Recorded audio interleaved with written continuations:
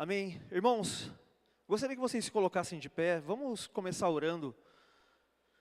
É sempre importante a gente estar estabelecido em oração com o Pai, em oração com o Senhor. Eu sei que nós já oramos muito aqui, mas tem algo que desde a tarde tem tocado no meu espírito e eu vou seguir aquilo que o Pai está falando. Senhor, eu te agradeço por esse povo, Senhor, eu te agradeço por essa casa.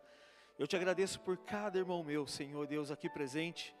Eu te agradeço, Pai, porque como o pastor Bolsinha disse, na unidade, Senhor Deus, o Senhor derrama as tuas bênçãos.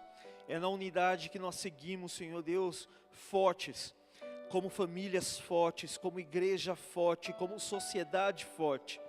É aqui nesse núcleo, Senhor Deus, que é estabelecido os teus comandos. É aqui nesse núcleo que são estabelecidos, Senhor Deus, os teus desígnios para com a igreja local, para com a vida de cada pessoa que aqui está presente. É nesse local, Senhor Deus, que nós somos capacitados, ungidos, Senhor Deus, impulsionados para fazer aquilo que o Senhor deseja lá fora, Senhor. Sabemos que aqui estamos para te adorar, para te honrar, Senhor. Tu és o Deus Altíssimo, o Deus das nossas vidas. Tu és aquele que é o Criador de tudo que aqui há e ainda sustenta com toda a Tua palavra. Nós te honramos, Senhor, e colocamos como uma oração de consagração as nossas vidas ao Teu serviço. Ah, Senhor, queremos fazer muito mais aquilo que é a Tua vontade do que a nossa própria vontade.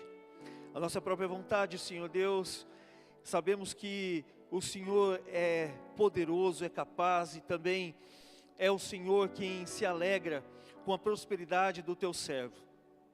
Mas acima de todas essas coisas, nós queremos louvar, honrar e agradecer ao Deus eterno e todo-poderoso, a Jesus o Cristo, o motivo da nossa alegria, o motivo de estarmos aqui e não perecermos nunca mais. E é o Espírito Santo que Jesus enviou sobre todos nós, para que sejamos guiados a toda a verdade e o nosso corpo seja vivificado. Senhor, te agradecemos e pedimos que aquilo que o Senhor tem a fazer hoje se cumpra em nossas vidas. Não quero falar nada do que é de mim mesmo, Senhor Deus, mas daquilo que vem do Senhor, para que o teu nome seja glorificado, para que nossas vidas sejam tocadas e também para que transbordemos para os nossos familiares e para aqueles que estão lá fora. Amém? Antes de se sentar, eu sei que você já deu um abraço aí no seu irmão do lado. Eu gostaria que, pedir permissão para o pastor, que você pegue o seu celular na sua mão. Pode estar sem modo avião.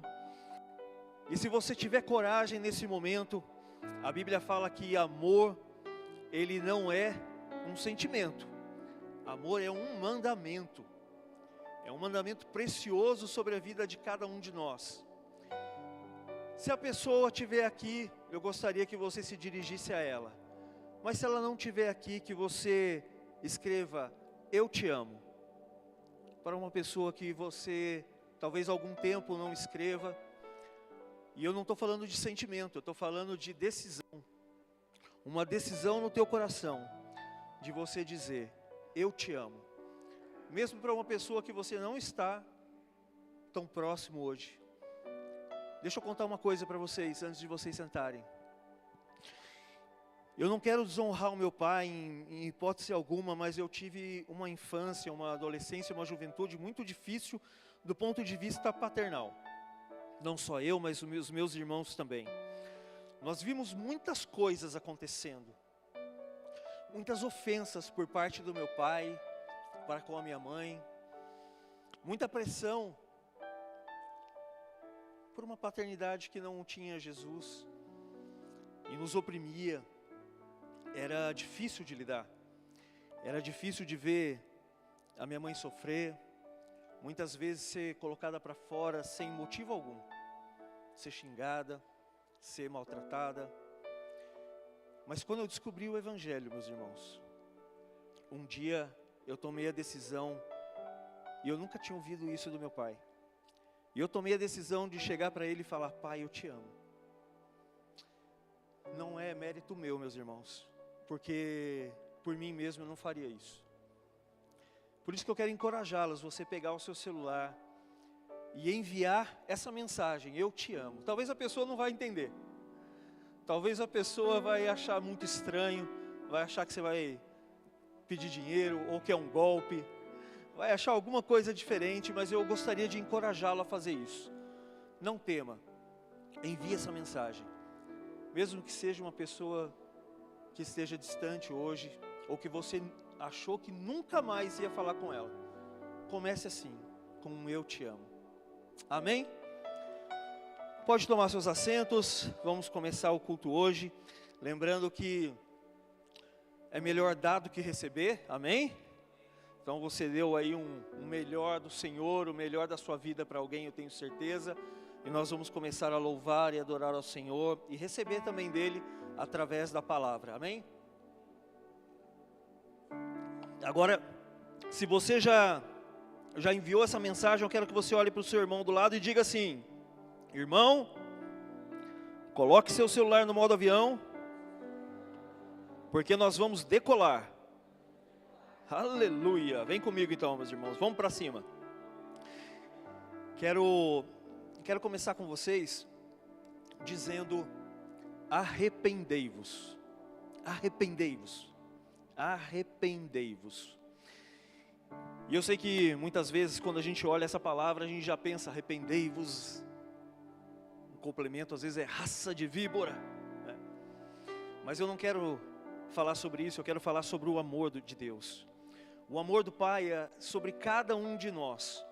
E de acordo com essa palavra, porque de Gênesis a Apocalipse, Deus vem mostrando o seu amor. Deus vem mostrando o plano divino sobre as nossas vidas. E essa palavra, ela permeia essa história que nós estamos ainda vivendo e nós ainda viveremos. Porque ela vai de Gênesis a Apocalipse. E nós vamos discorrer aqui, eu quero que você, de fato agora, se puder, abrir a sua Bíblia em Ezequiel 14. Nós vamos ler a partir do versículo 6. Ezequiel 14, versículo 6.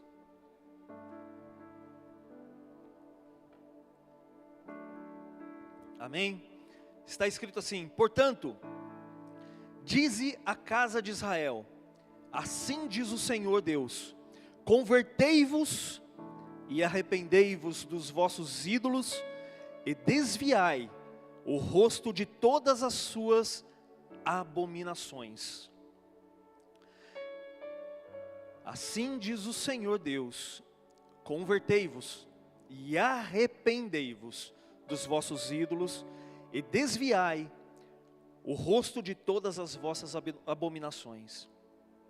Irmãos, aqui eu quero dar só um pleno histórico, né, um breve histórico, na verdade, desse contexto que o povo estava vivendo naquela época. E a gente não pode deixar de considerar esse contexto histórico, mas nós vamos trazer a aplicação dessa palavra para os dias de hoje.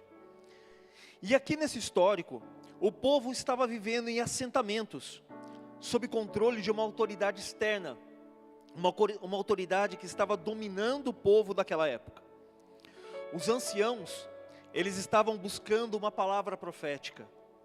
Eles estavam buscando uma saída, eles queriam a bênção, eles queriam a liberdade, eles queriam a libertação. Mas eles estavam vivendo num contexto de mistura, num contexto onde eles já tinham deixado a sua própria cultura ser influenciada pela cultura alheia, por uma cultura a qual não era a mesma cultura que glorificava, que adorava e que evocava o mesmo Deus. Então existiam deuses pagãos, existiam rituais naquela época que estavam associados ao povo de Deus. Veja, mesmo diante dessa situação, Deus nunca deixou de derramar, de mostrar a sua vontade sobre aquele povo. Deus nunca deixou aquele povo desamparado, em nenhum momento. E aquele povo, ele estava num contexto tão misturado, que aquilo deixava até mesmo a personalidade, deixava até mesmo a característica de uma sociedade desestabilizada. Eu não sei se vocês sabem, mas quando existe uma guerra, dependendo do qual, né, principalmente quando o território ele é conquistado, quando existe um avanço territorial, uma das primeiras coisas que o exército inimigo ele faz para destruir, ele busca destruir, é a cultura daquele lugar. Então você vai ver museus, você vai ver igrejas, você vai ver monumentos históricos, bibliotecas, todas elas de uma forma destruída intencionalmente. Porque quando você destrói a cultura de um povo, você começa a tirar a identidade daquele povo. E depois para você restaurar é muito difícil. Eu sei que existem mesclas de culturas que são muito favoráveis. Eu sei que aqui no Brasil é difícil a gente falar, né, em não ter uma mescla de cultura, porque nós somos muito diversos, né? Nós olhamos aqui, nós podemos ver culturas de diferentes lugares desse globo terrestre, né, de diferentes continentes. Mas naquele contexto, o povo de Israel já estava perdendo a sua identidade, até mesmo com o seu próprio Deus.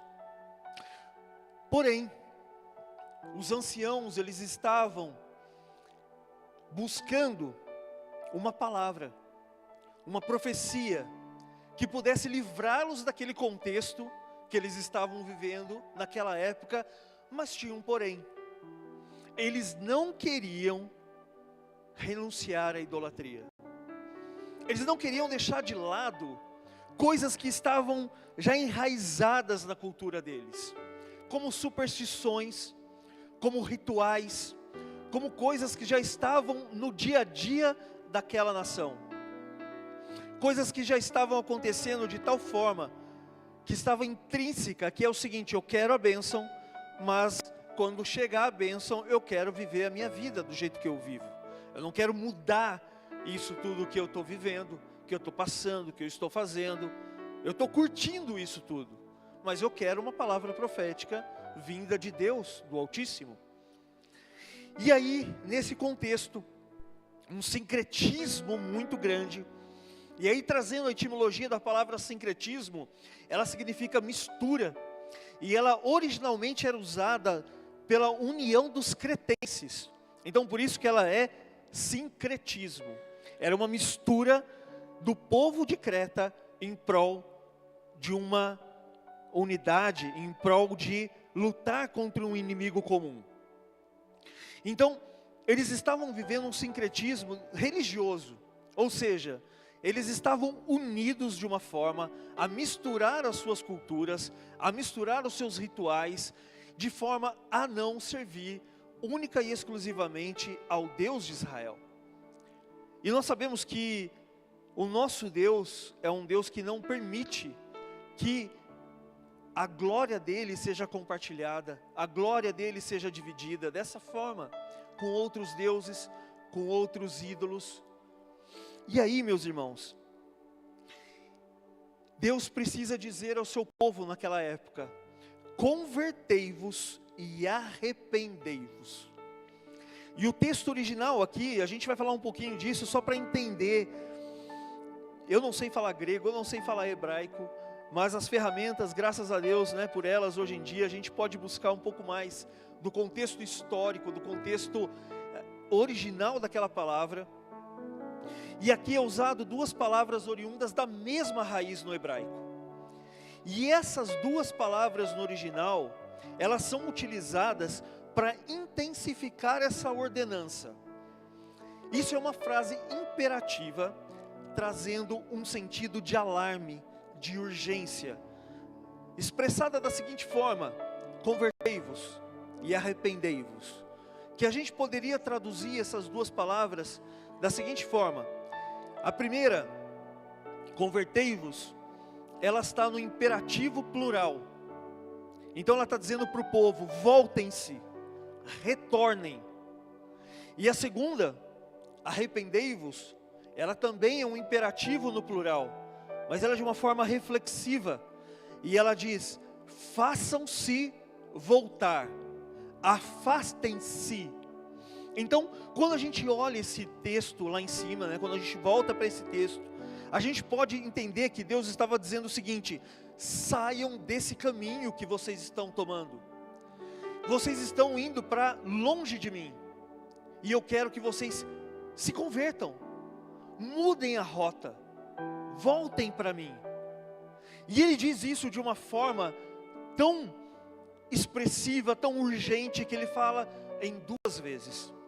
E isso, esse paralelismo usado no hebraico, ele de fato, ele expressa não somente uma vontade ou uma intenção.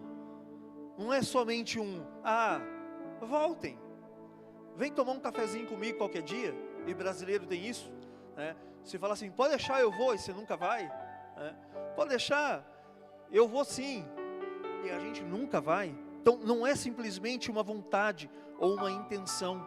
Aqui ele está falando de uma ação necessária, tão necessária, que ele coloca 2 vezes essa palavra com essa raiz, de uma forma a que nós entendamos a urgência de Deus, para que voltemos a Ele e não nos percamos. Então, vejam a declaração de Deus para aquele povo, era clara: parem de adorar outros deuses, deixem as práticas pecaminosas.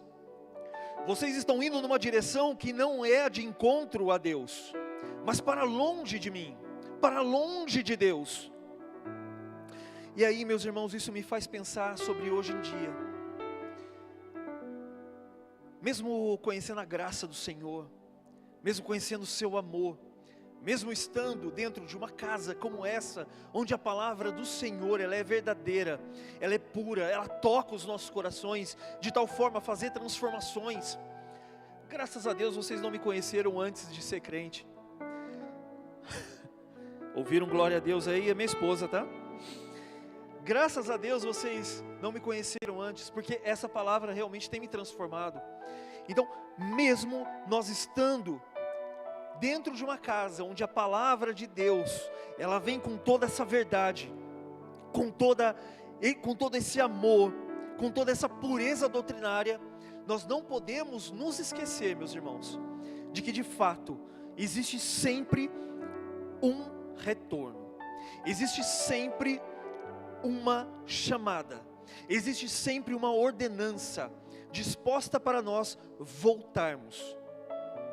Eu tenho certeza que se você mandou essa mensagem para alguém que talvez você não falasse há muito tempo, essa ordenança do amor de Deus sobre a tua vida, ela simplesmente expressou: eu estou voltando com o amor de Cristo para você. E irmãos, isso é de uma forma que nos limpa de tal forma, que não somente faz bem a nós, mas aqueles que olham lá fora, aqueles que nos veem lá fora não como 1, 2, 3, 4, 5 pessoas, mas como o corpo de Cristo. E eles não nos verão como um corpo de Cristo doente, um corpo de Cristo quebrado, um corpo de Cristo sem unidade. Mas quando nós fazemos esse tipo de ação, mesmo que involuntária, mesmo que em cumprimento a um mandamento, nós estamos voltando a Deus. Nós estamos tomando uma decisão de deixar aquilo tudo que é como um ídolo para nós, como que nos afasta de Deus, e estamos voltando para as boas práticas do Senhor, para as boas práticas do Evangelho de Cristo Jesus, porque irmãos, Ele está vindo, é iminente a volta dEle. Então nós não podemos estar à parte, nós não podemos ser uma igreja que não executa as obras do Senhor. E eu não estou dando bronca nisso, porque eu não sou a pessoa que poderia repreender vocês, essa pessoa seria o pastor dessa casa, mas eu estou dizendo como irmão, nós precisamos olhar para a palavra e entender que essa graça e esse amor está disponível. Mas o quanto que o conhecimento dessa palavra, o conhecimento das práticas, ou os desafios do nosso dia a dia, pode estar nos colocando num caminho onde nós não estamos vendo que não é o caminho de encontro a Deus. Isso acontece e pode acontecer com cada um de nós em qualquer momento. Por isso que a Bíblia diz para nos analisarmos a nós mesmos. E ela ainda diz, se nós fizermos isso, se nós julgarmos a nós mesmos, não haveria necessidade de outros nos julgarem. Que delícia! Porque nós podemos ir diante do espelho e olhar para o espelho e falar: rapaz, eu estou errando nisso. Rapaz, eu estou olhando mais para isso do que para isso. Eu estou deixando a minha família de lado por uma questão do trabalho, por algo que eu tenho tentado conquistar. Eu tenho deixado os meus filhos sem o meu carinho, sem o meu consolo. Como eles vão crescer? Eu tenho deixado a casa do pai, talvez desprovida, porque eu não estou expressando o amor que eu deveria. Talvez eu esteja menosprezando o meu irmão pela aparência física, pelas contas bancárias. Talvez eu esteja desprezando o meu irmão porque eu não tenho tanta afinidade com ele. Porque eu não tenho, eu sei que somos crentes, tá? Mas que o santo não bateu. E às vezes a gente tem deixado essas coisas tomarem o nosso dia. Mas eu quero que você reflita agora, o que pode estar nos deixando longe de Deus. A Bíblia diz que é bem verdade que Ele não permite, e nada vai nos separar do amor de Deus. Mas o que nós estamos fazendo? Que talvez nós precisamos olhar para essa palavra e falar: eu preciso voltar. Nós podemos ver um mundo lá fora, meus irmãos, e nós, saindo daqui, nós vamos já estar em contato com ele. Um mundo com um desvio teológico da sã doutrina muito forte, onde você precisa ter as crenças no teu coração de tal forma e tão arraizada em você, que quando você pisar lá fora, no primeiro desafio, ou na primeira pessoa que olhar para você e disser: onde está o teu Deus? Ou na primeira pessoa que olhar para você e te fizer uma proposta que parece recusável, mas que vai te levar para um caminho que não é o do Senhor. E eu estou dizendo nas coisas simples. Talvez um chefe que peça para você dizer: eu não estou, atende o telefone e diga que eu não estou. Talvez uma nota fiscal fria. Talvez negar, dizendo para uma pessoa de rua, não dizendo eu te abençoo e numa próxima vez, se nós nos encontrarmos, eu darei, mas a gente dizendo eu não tenho.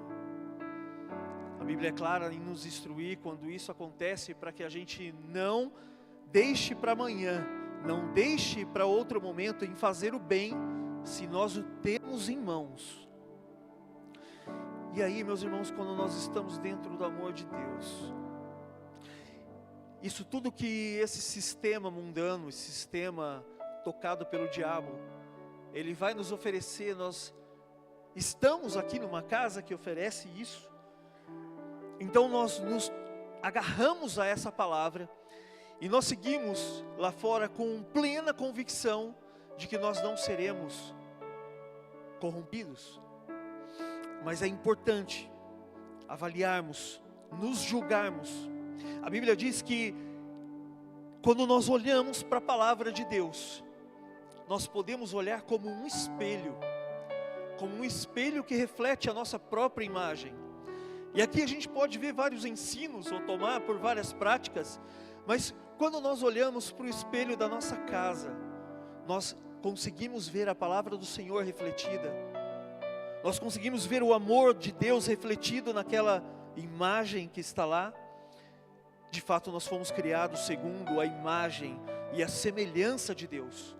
E quando nós olhamos para ela, para essa imagem refletida num mero espelho da nossa casa, nós temos que entender que essa imagem que o povo também vê lá fora, ela tem que ser a imagem de Cristo. Ela tem que ser uma imagem de que as pessoas olhem e entendam de fato que Deus está ali para alcançá-las. E de fato, irmãos, isso deveria ser um alerta para nós. E eu não estou dizendo que as bênçãos, que as coisas são ruins. Eu também quero, eu também desejo, eu tenho sonhos. E sonhos desde os mais pequenos, ou os menores, perdão, minha corretora ortográfica, minha esposa, formada em letras, me perdoe, mas eu tenho também dos desejos menores aos maiores. Nós temos o sonho de ter a nossa casa, nós ainda não temos, mas nós aprendemos a dar glória a Deus no nosso canto, no nosso lugarzinho, mesmo com algumas dificuldades. E eu digo que as bênçãos do Senhor, elas não são erradas.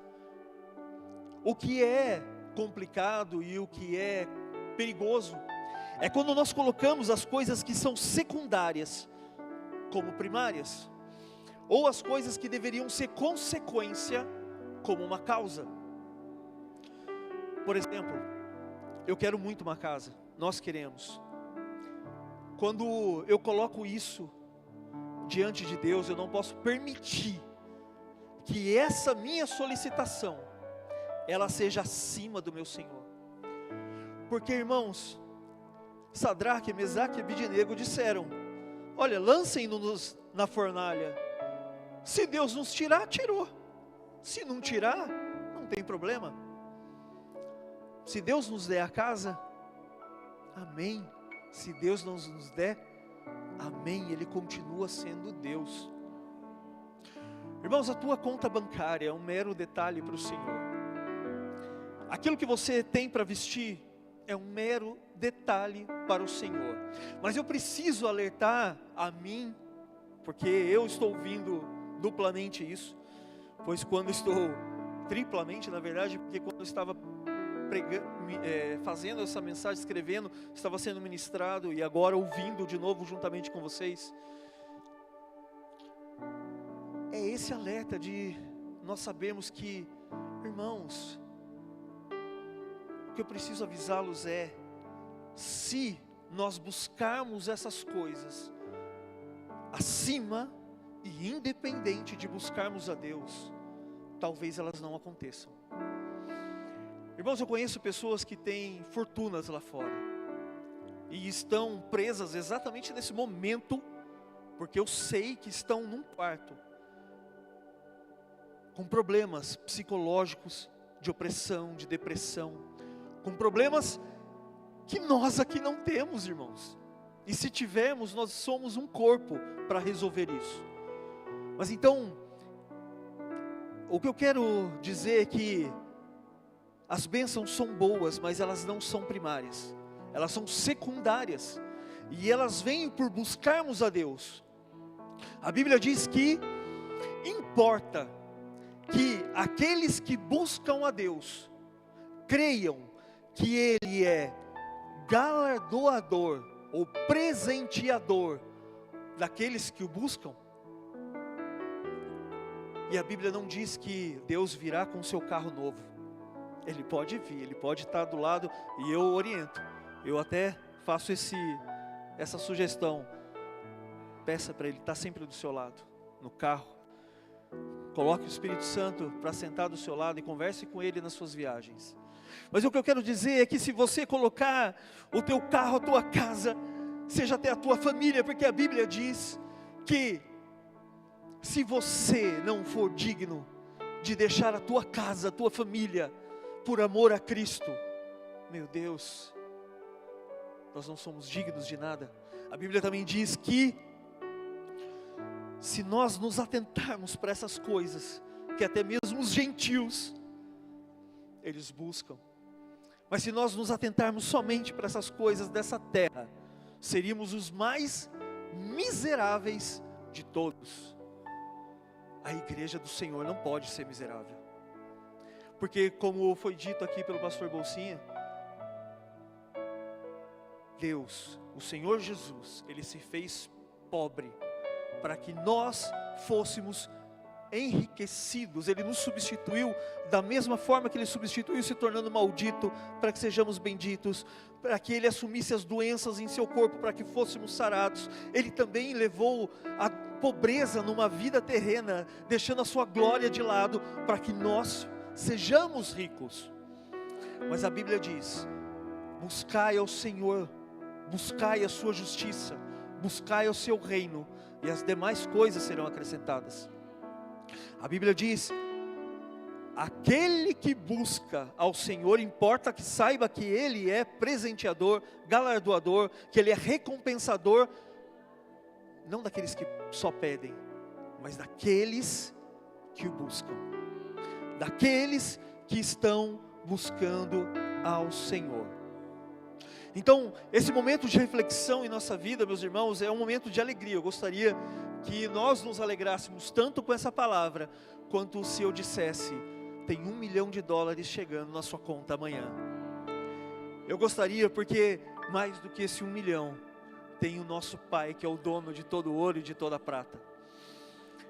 E tomando essa aplicação em nossos dias, é tempo de nos convertermos e nos arrepender.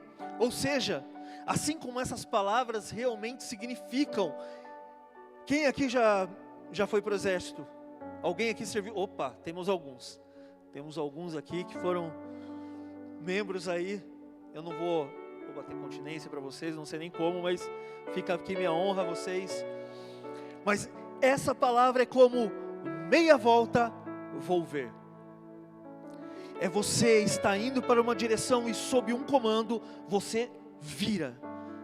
Você não pensa mais naquilo.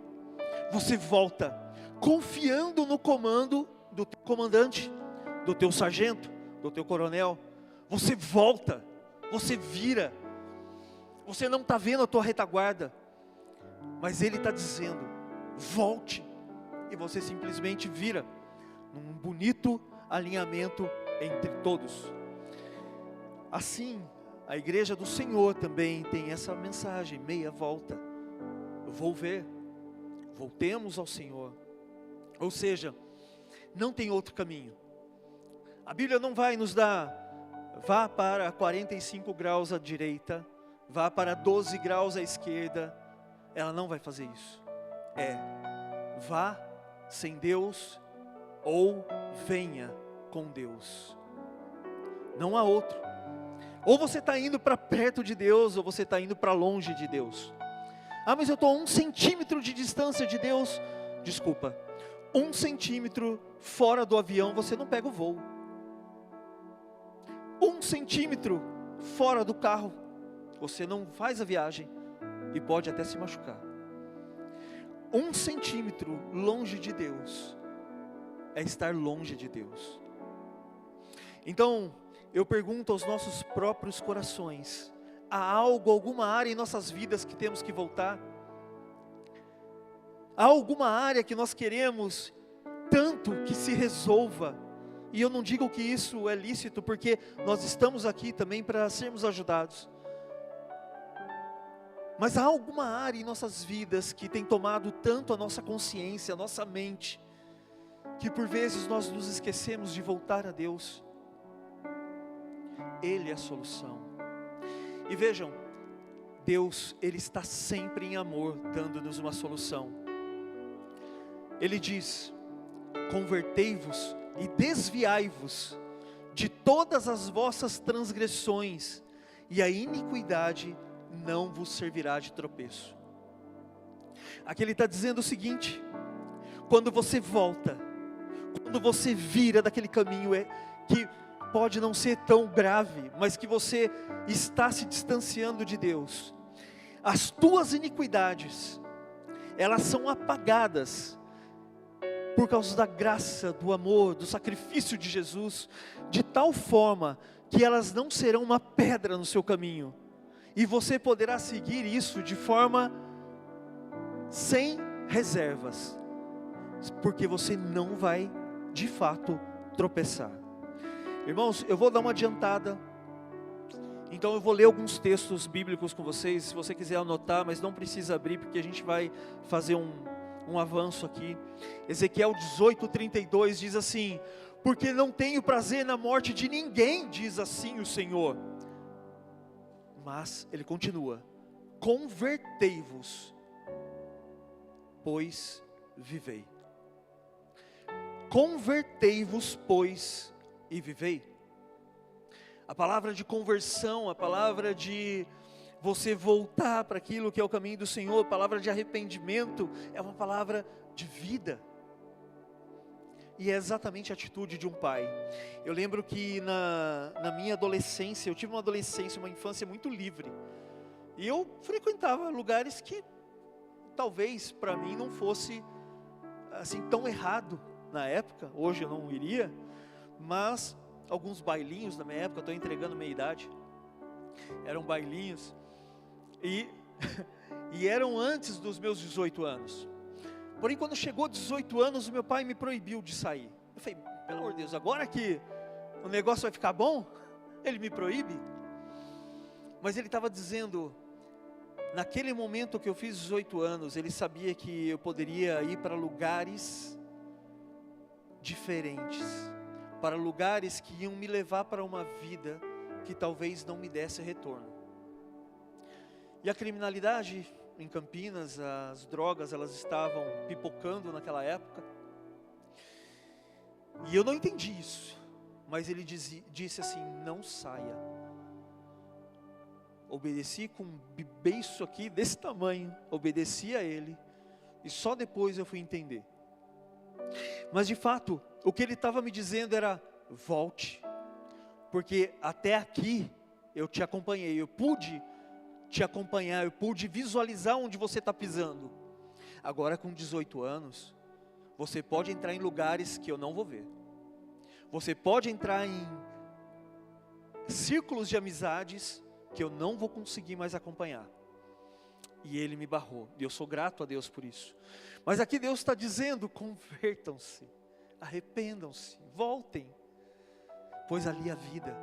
Em Joel 2, versículo 12 a 13 diz, ainda assim agora mesmo diz o Senhor, convertei-vos a mim, de todo o vosso coração, e isso com jejum, com choro, com pranto, rasgai o coração e não as vestes, convertei-vos ao Senhor vosso Deus.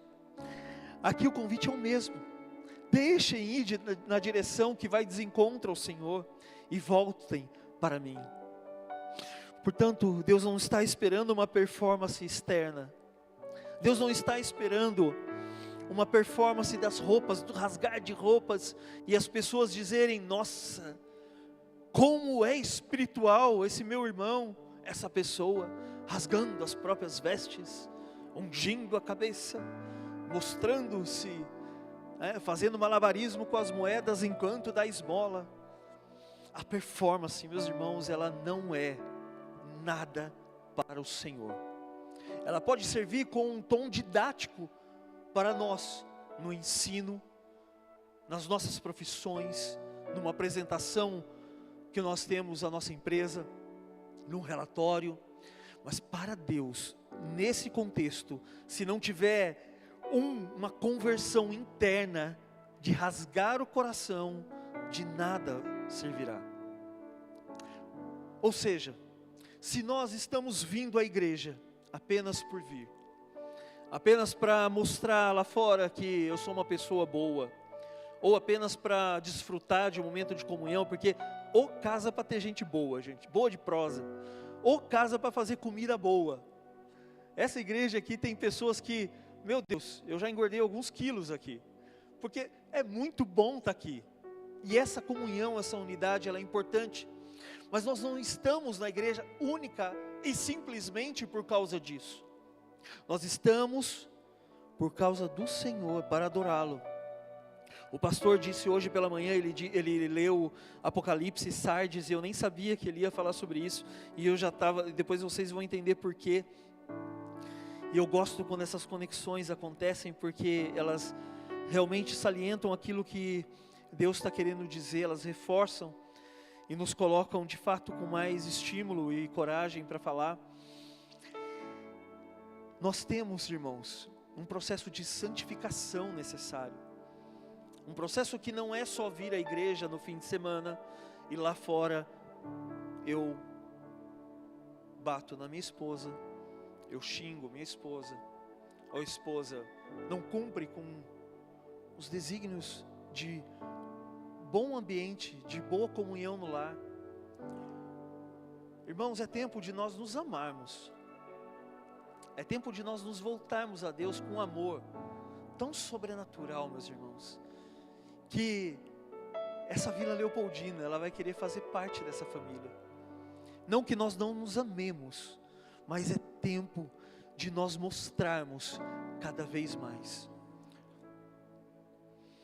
Estar pedindo apenas bênçãos não significa estar no caminho do Senhor. Pedir uma cura, pedir um carro, uma casa, a conta bancária cheia, são todas promessas do Senhor. Mas não significa que nós estejamos no caminho dele. Por isso, arrependei-vos, igreja. Eu falo para mim primeiramente. E aí você pode estar se perguntando: André, você só está falando do Velho Testamento, nós vivemos na Nova Aliança, então vamos em Mateus 3.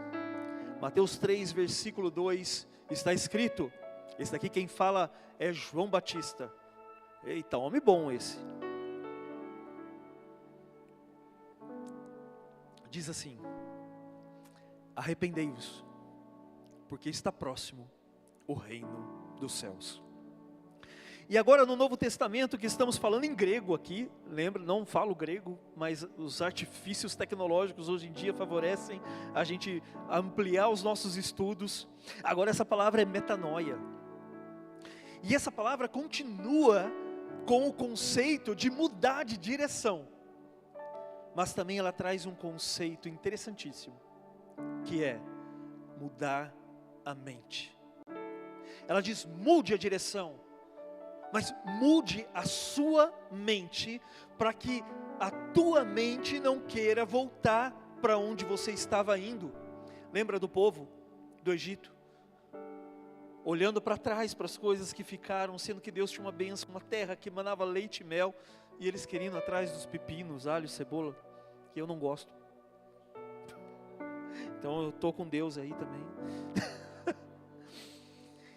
Mas leite e mel, que delícia. Eu preferiria essa terra.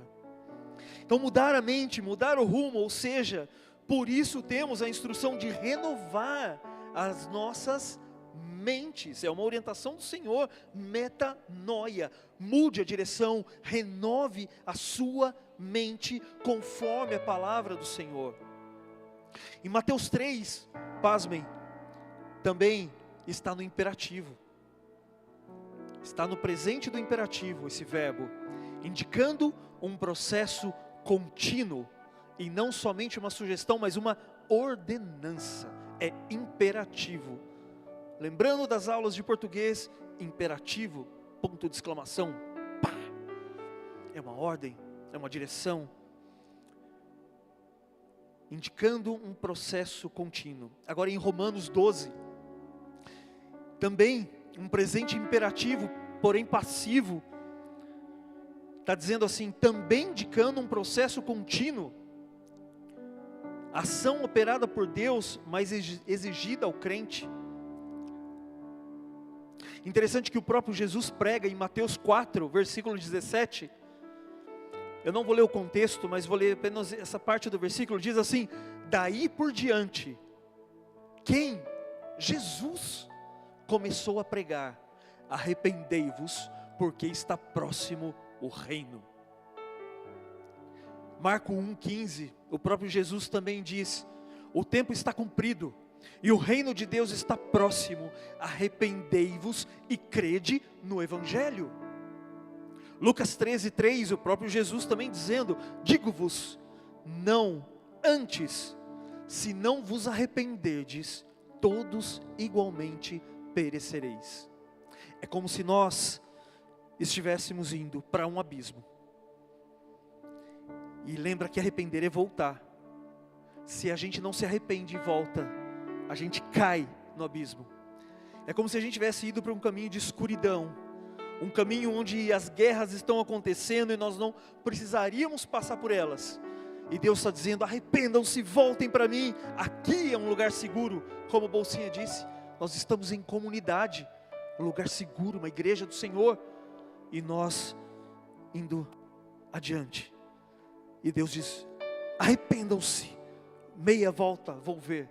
E a gente volta. Porque senão a gente perecerá.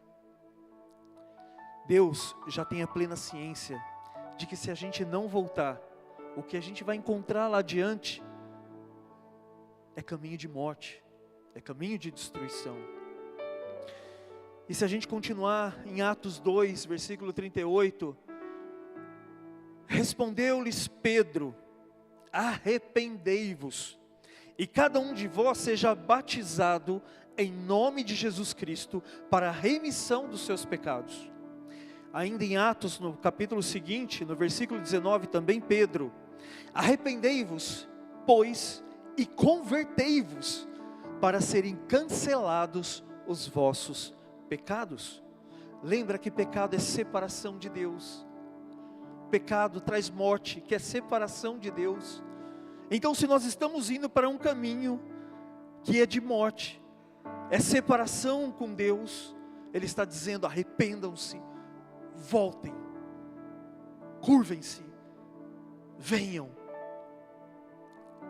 Em Atos 17, versículo 30, nosso amado Paulo diz: Deus, não levando em conta os tempos da ignorância, agora notifica aos homens que todos, em toda parte, se arrependam. Depois de denunciar a idolatria de Atenas e apresentar o Deus desconhecido, vocês lembram da história? Vários altares. Paulo chega a ver um altar desconhecido, ele fala: pois é esse o Deus que eu vim pregar, o Deus que vocês desconhecem. Ele chega ao chamado conclusivo, dizendo: todos devem mudar o rumo, mudança de mente, porque o juízo está marcado. Então, antes, em Atos 17, 27, existia uma tolerância para ver se, tateando, se podiam achar. Mas agora Deus diz: arrependam-se, não há mais tempo, voltem. Aí você pode dizer: tá bom, André, nós vimos agora a velha aliança, nós vimos a nova aliança, mas aqui eles estavam falando com aquele povo que não era convertido, estavam falando com os judeus, estavam falando com os gentios que não eram convertidos. Não tem problema, vamos avançar.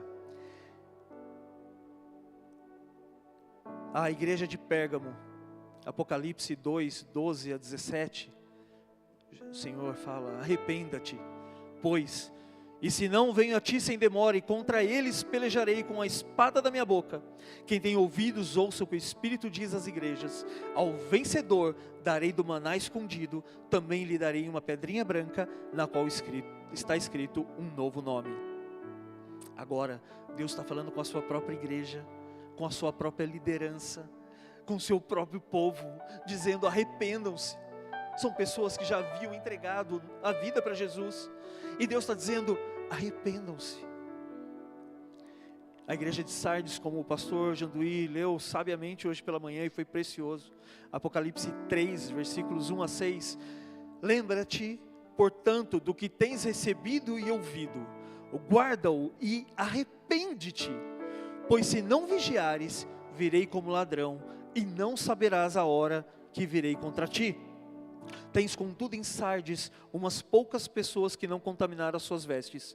O vencedor será assim vestido de vestiduras brancas, e de modo nenhum apagarei o nome do livro da vida. Uma igreja que tinha fama de estar viva, mas estava morta. Laodiceia é o nome da tia da Gisele.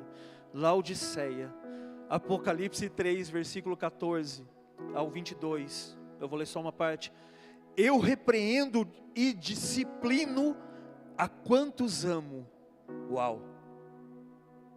Sê, pois, zeloso e arrepende-te. Eis que estou à porta e bato, e se alguém ouvir a minha voz e abrir a porta, entrarei em sua casa e cearei com ele. Ao vencedor concederei sentar-se comigo no meu trono. E agora a gente vai partir para um encerramento rápido, mas eu gostaria de pedir para o grupo de música, já pudesse colocar apostos e puder ir começando a tocar também baixinho, só para a gente entrar no clima e parecer para os irmãos que a gente está finalizando. Brincadeira, eu já estou mesmo, irmãos.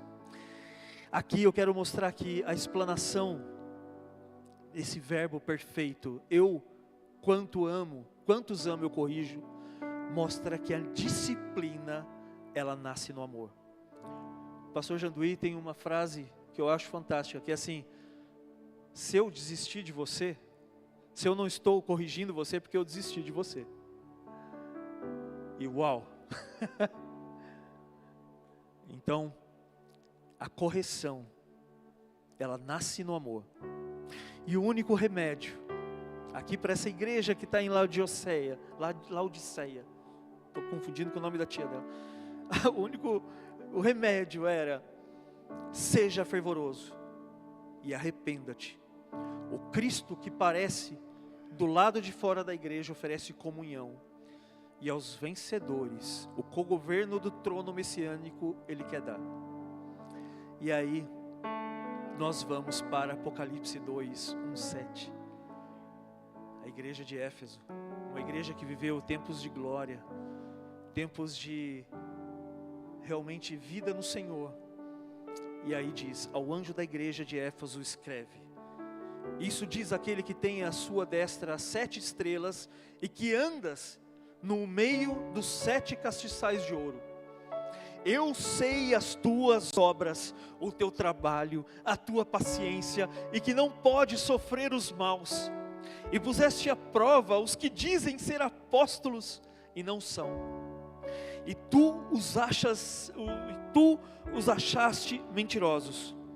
E sofreste, e tens paciência, e trabalhaste pelo meu nome, e não te cansaste. Que lindo! Um elogio do Senhor para a igreja. Imagina receber um elogio desse do próprio Jesus. Escreve lá para a igreja de Vila Leopoldina: vocês são fiéis, vocês encontram os mentirosos e não deixem que eles preguem nos púlpitos. Vocês não deixam, o joio cresce com o trigo, mas vocês não permitem que eles impactem o povo com palavras cruéis. Mas para a igreja de Éfeso: tenho porém contra ti que deixastes o teu primeiro amor. Lembra-te, pois, de onde caíste, e arrepende-te, e pratica as primeiras obras. Quanto não, brevemente a ti virei e tirarei do teu lugar o teu castiçal, e não, se não te arrependeres, se não te voltares, se não der a volta. Tens, porém, isto, que aborrece as obras dos nicolaítas, as quais eu também aborreço. Quem tem ouvidos, ouça o que o Espírito diz às igrejas. Ao que vencer darei a comer da árvore da vida que está no meio do paraíso de Deus. Mateus 22, versículos 27 a 40, respondeu-lhe Jesus: amarás o Senhor teu Deus de todo o teu coração, e de toda a tua alma, e de todo o teu entendimento. Este é o grande e primeiro mandamento. O segundo, semelhante a este, é: amarás o teu próximo como a ti mesmo. Desses 2 mandamentos dependem toda a lei e os profetas. A igreja de Éfeso fazia tudo.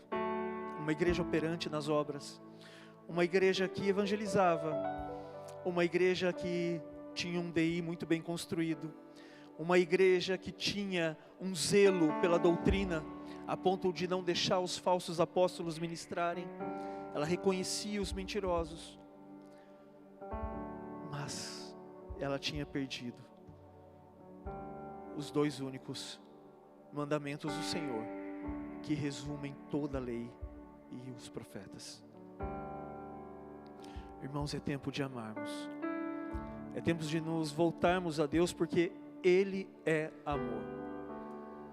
É tempo de, se necessário for, irmãos, deixar os nossos sonhos de lado, Eu não quero que você faça isso, mas se necessário for, se isso estiver te afastando de Deus, faça isso. É tempo de deixar as diferenças de lado. Se existe alguém, alguma rusga, alguém que você não está conseguindo ter apenas um conflito de ideias, mas um conflito entre pessoas, é tempo de voltar e perdoar, de pedir perdão. É tempo de viver o amor de Cristo, onde nós saímos não para ganhar mais coisas, mas sabendo que Deus vai nos colocar celeiros fartamente cheios e lagares transbordantes, para que as pessoas lá fora possam desfrutar do mesmo que nós temos, do mesmo amor, e não somente aqui, mas na vida eterna estejam conosco lá. Eu não sei vocês, mas quando eu penso que pessoas que passaram pela minha vida, por causa de termos falado de Jesus, nós vamos nos encontrar naquele grande dia, ao redor do Senhor, louvando a Deus, adorando o nosso Senhor Jesus em unidade com essas pessoas, independente dos pecados que elas cometeram, mas porque elas se arrependeram, porque elas se converteram, porque elas viram em nós o verdadeiro Evangelho, meus irmãos. Isso me alegra de uma forma espetacular, sobrenatural. É por isso que eu vivo, é por isso que essa igreja vive. Irmãos, é uma unidade. Quando a igreja precisar, sabemos que vocês estão apostos. Quando o irmão precisar, estejam apostos também. Quando um familiar precisar, estejam apostos. Porque às vezes a rotina do nosso dia pode nos levar para longe de Deus, e isso é caminho de perdição.